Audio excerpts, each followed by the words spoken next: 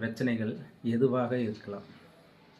அது பொருளாதார பிரச்சனையாக இருக்கலாம், இல்லை குடும்ப பிரச்சனையாக இருக்கலாம், இல்லை தேவையில்லாத மனக்குழப்பமாக இருக்கலாம். அப்போ என்ன பிரச்சனையோ அது முதல்ல கணவனோ மனைவியோ மனவிட்டு பேசுங்க. அப்படி பேசும் பொழுது பிரச்சனைகள் வராது. அப்போ தான் நான் என்ன தவறு செய்கிறேன், இல்லை நீ என்ன தவறு செய்கிறன்றது ஒரு உணர முடியும்.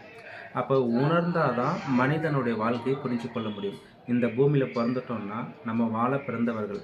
ஒருத்தரை ஒருத்தர் தனித்து இருந்து பிரிஞ்சு இருந்து வாழக்கூடிய, அதுக்கு திருமணம் பண்ணாமலே இருக்கலாம்.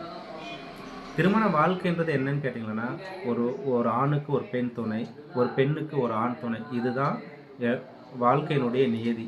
இந்த நியதியில் வாழ தெரியாத ஒரு மனிதன் அந்த வாழ்க்கைக்கு அர்த்தம் இல்லாத போயிடும்.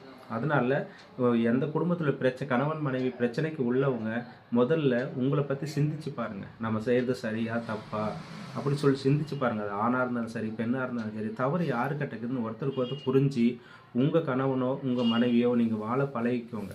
அதுதான் நல்லது. இந்த பிரிவினை பார்த்திங்கன்னா எதிர்கால வாழ்க்கையில் உங்களால் எங்கேயுமே வாழ முடியாது.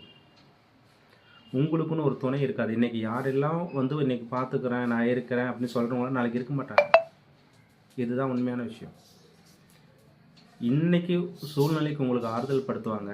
நாளைக்கு நீங்கள் உட்காந்துக்கிற காலத்துலையோ இல்லை நீங்கள் கஷ்டப்படுற காலத்துலேயோ உங்களுக்கு யாருமே உதவி செய்ய மாட்டாங்க. அதனால் முதல்ல உங்கள் துணையினுடைய சூழ்நிலையை புரிஞ்சுக்கோங்க. அது ஆணாக இருந்தாலும் சரி, பெண்ணாக இருந்தாலும் சரி, உங்களுடைய துணையினுடைய சூழ்நிலையை புரிஞ்சுக்கின்னு ஒருத்தருக்கு மனவிட்டு பேசுங்க.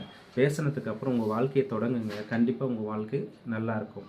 அதனால் மற்றவங்களுக்காக வாழ பழகாதீங்க.